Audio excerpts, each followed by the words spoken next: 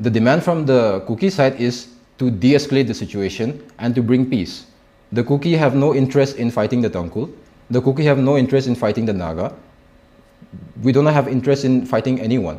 Right now, there's a situation between the Kuki and the Meitei. It has gone to political talks. So nobody is interested in open warfare. Okay, can you explain the key events or underlying factors that lead to this incident? Well, if we want to understand the recent incident better, then we have to take a step back. We have to go back around February. Okay, so around February, what happened in Ukhrul district in the village of Litan Serakhong was that there was a drunken incident. Okay, where a Tangkhul man, a drunk Tangkhul man, he had an altercation with a few Kuki groups, few Kuki youths. Okay. And because of this altercation, there was a physical confrontation. Okay. Now, when that happened, there was no immediate communal reaction. Okay. Both the Kuki side and the Tangkhul side, they filed FIRs. They were, everything was going according to the law. And in fact, the Kuki chief had also, supported the justice system, and they agreed to meet the police. Okay, the very next day, along with the accused. Okay, so a meeting was set the very next day to settle the situation. And also when the Kuki leaders, the community leaders were notified of this, the only comment they made was that this was very bad and that the law should take, take action on this. Okay, that was it. Now what happened the next day was when the two parties arrived, when the accused arrived at the police station to deal with the police, there was an interruption. Okay, so around 4 armed Tangkhul gunmen came from a different village into that area. Okay, from a different village they came to that particular area and they fired upon the crowd, and they also fired at the houses of the accused. And this all happened in front of the presence of the police. Okay, now these miscreants, they came from outside, they fired upon the crowd, and then they escaped from there. Okay, now this raised some tensions. Okay, so people started becoming more apprehensive, and then immediately there was a meeting held between the Kuki and the Tangkhul community leaders in the presence of the Central Armed Forces. Okay, now during this meeting, the Kuki groups were they were constantly trying to de-escalate the situation, and they had asked the Tangkhul side that let us stop this violence, let us not let this get into a big thing. So let us nip it in the bud and let us stop all kinds of tensions right now. But then the Tangkhul groups, they refused to talk, and instead they said, okay, we cannot talk right now, so let us have a separate meeting the next day. Okay, so they set up a meeting for the next day, and they also provided the location, they provided the timing also. So all the arrangements were made from the Tangkhul side. Okay, and the Kuki side, they complied with it. So thinking that nothing much will come out of this, both sides separated and they left the scene. Now, within, I would say, 40 to 50 minutes of that initial meeting, houses were burned. Okay, so the Kuki side noticed that some of their houses are being burned. Okay, so in retaliation, the Kuki side also burned some of Tangkhul houses. So both sides, they started burning each other's houses. Okay, and since then, they were not able to communicate with each other. So what happened, the situation started escalating more and more. So more people started getting into the communal violence. More people started burning each other's houses. And then eventually what happened was the Tangkhul Apex body, okay, so they made a public statement in front of the camera. They made a video statement saying that now they will no longer cooperate with the Kuki societies. They will detach themselves from the Kuki groups. So there will be no more communication, there will be no more cooperation. So since then, there has been absolute open warfare between the two sides. Both sides are attacking each other. Both sides are defending each other, defending from each other. Okay, so it is very unclear what is happening in the ground right now. And there's always these blame games, that, okay, they started attacking us first. No, you started attacking us first. So these kind of blame games are very common right now. And the situation has been going on since the past, I would say, since February. Okay, now sometime in between, around March, okay, something interesting happened is that there was a shootout between two Tangkhul militant factions. Okay, there was a shootout between, I wouldn't say shootout, I would say ambush. Okay, four cadres of the NSCN Eastern Front, that is also a Tangkhul militant organization. So they were ambushed. They were ambushed by NSCN IM. So this was a shootout between Tangkhul militants and Tangkhul militants, right? Okay. So 4 people were killed. Okay, 4 people were killed, and nobody understood why this happened. Okay, nobody could make sense of it. Still, anyway, the violence continued, the conflict continued, and now going to the recent event in Kampopi where the 3 pastors were ambushed. Now, how is this connected to Ukhrul? How is this connected to the Ukhrul conflict? So, the 3 pastors, they are from the Thado Kuki community. Okay, and their base is in Kampopi district. So the previous night they had traveled from Kampopi district to Chochanpur district via the Tiger Road to attend one seminar.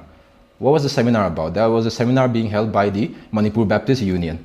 Okay, so the meeting was in regards to how to separate the Kukizo entity from the Manipur Baptist Union. Basically, how to start a separate wing, because the Kukizo pastors cannot enter Imphal anymore. So just to have an administrative, some kind of administrative solution to it, that is why they had this meeting.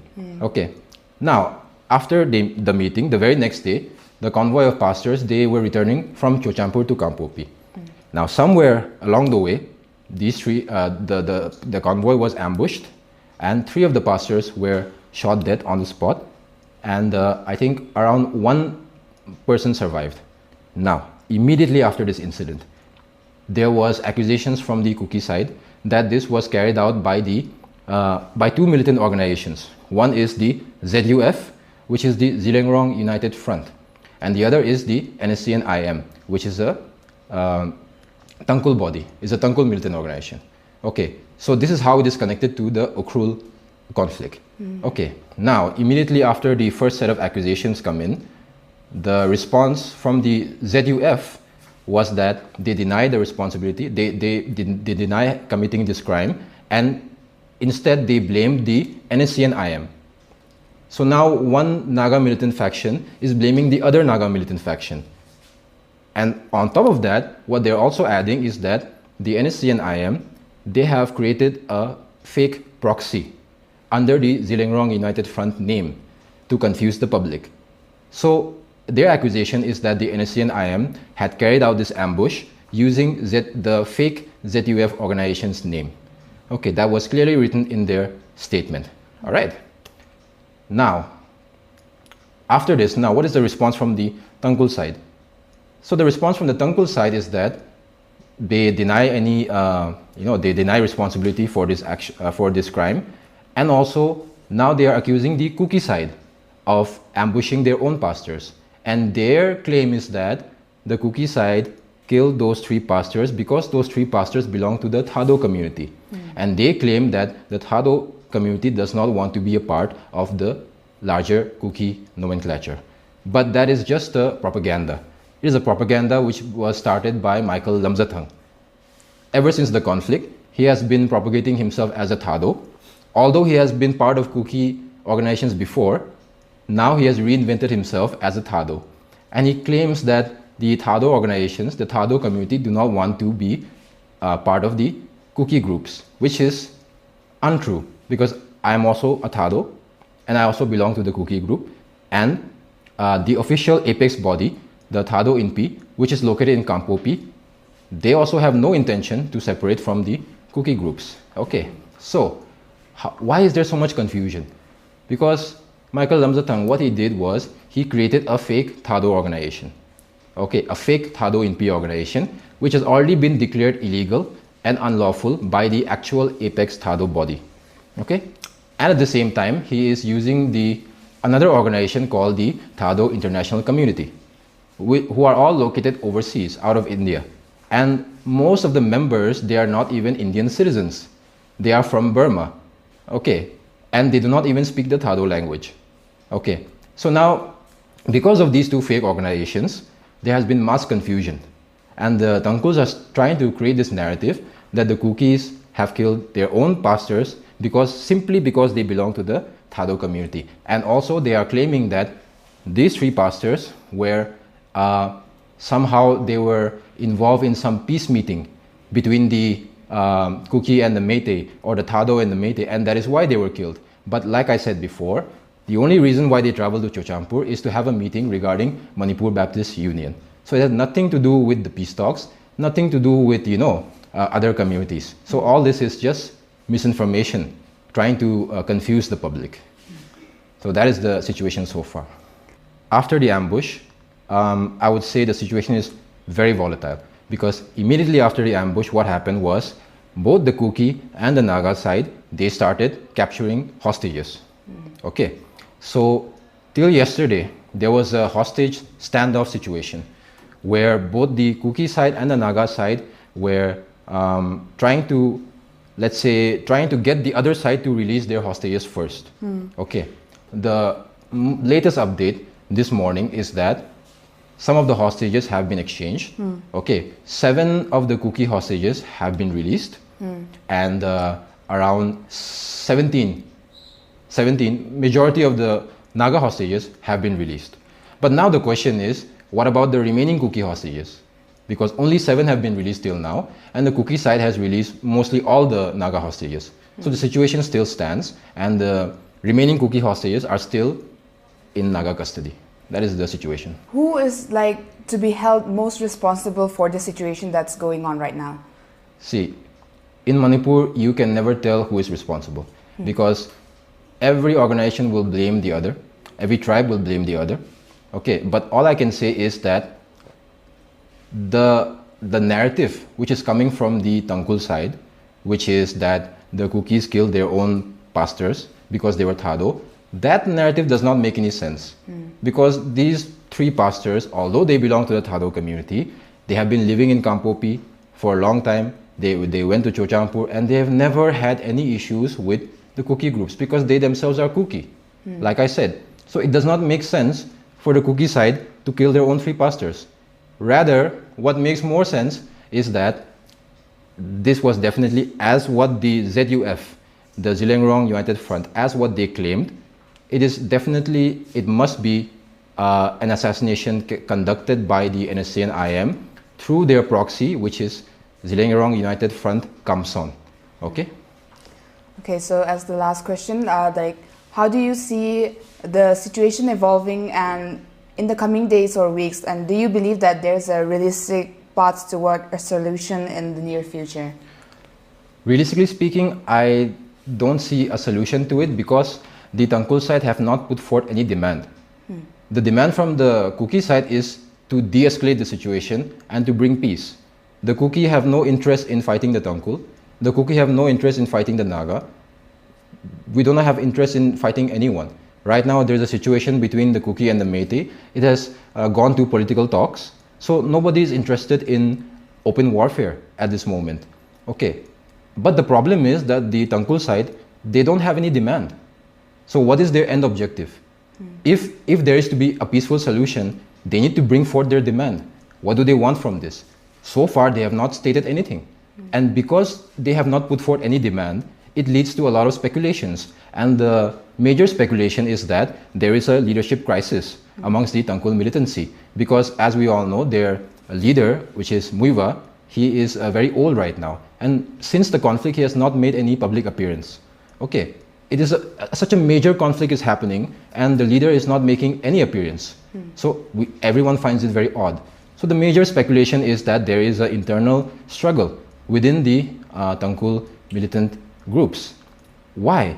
Because if we just tally all the news from the entire northeast region, especially Arunachal Pradesh, so over the past week, there has been a lot of NSCN IM operatives captured by the central forces in Arunachal Pradesh.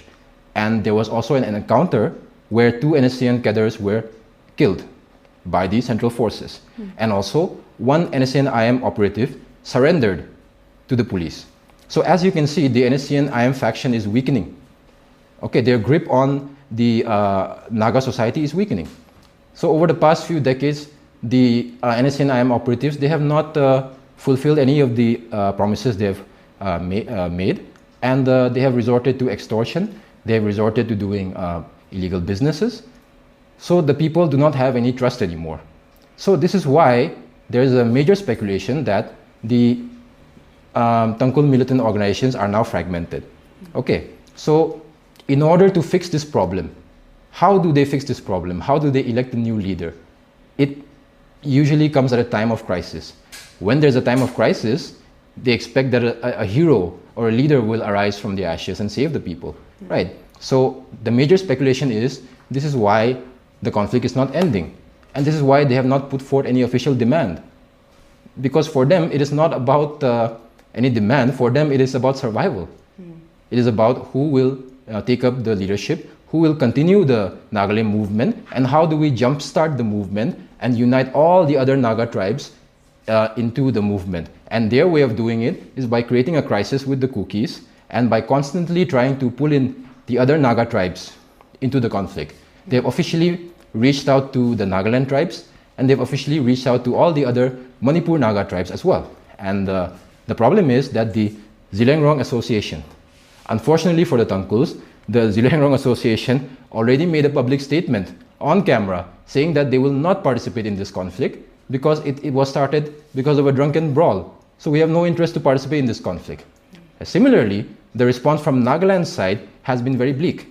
So instead of joining the conflict, what they have done is they sent a delegation of Nagaland Joint Christian Forum to broker a peace between the Tangkhuls and the Kukis.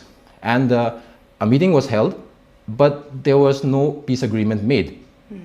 So without any demand from the Tangkhul side, there cannot be a solution, because what is the end objective? The end objective needs to be defined. From the Kuki side, the end objective is peace.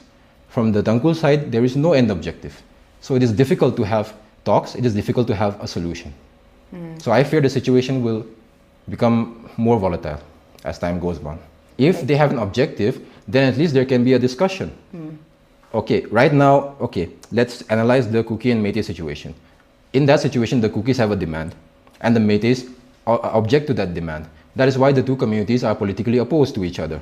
But in the recent situation with the Tangkhuls, they have not put forth any demand. So if there is no demand, what is there to talk about? I would just like to request all the people of Manipur to stop the violence, stop believing in militancy. Militancy does not save anyone. Okay, what we need right now is peace. The Kuki side have already extended many times that we want peace. We want to de-escalate the situation. Okay, and right now all I can say is that the Tangkhul side, they need to come up with a demand or something. What is their end goal? What is their objective? So that peace can be maintained. Without any clarity, the violence will continue, and we do not want that. So give peace a chance and let us all de-escalate the situation. Thank you. So people, Michael Lam the Thang Le Pupan Tangkhul ho hin building, Tangkhul ho chung chang thua hin shading. Cha ko na ai ho ku kyo hin ta ding ti yang hi he nam shading ka tia hele. Lep dan na say do man pon jong le tu nya cha ko na hai mu wa hin he chin ta we thu ta le Michael Lam the Thang thu ta tu di se ye ti ho chu tu a chu ti nam ta nam na ve tin ji chu Michael Lam the Thang ti hi a thu sei hi koi tabong adau thei angai thei no wa le setan in pathin mi te ho asu ting le hin abol cha ting le hin thil pha zong thil se zong a hela ting la chun lepna mi puilu ji ti ju he ngai tabang nga ju setan do dan dong na thip dio he ti chu kan sei do no ti ti la chei nen ti video ka hin la pen chu anei ten jong na mu wa le lung sit ten anei na he thi mun ti jo ka taw na ka hin nei ken he ki pa e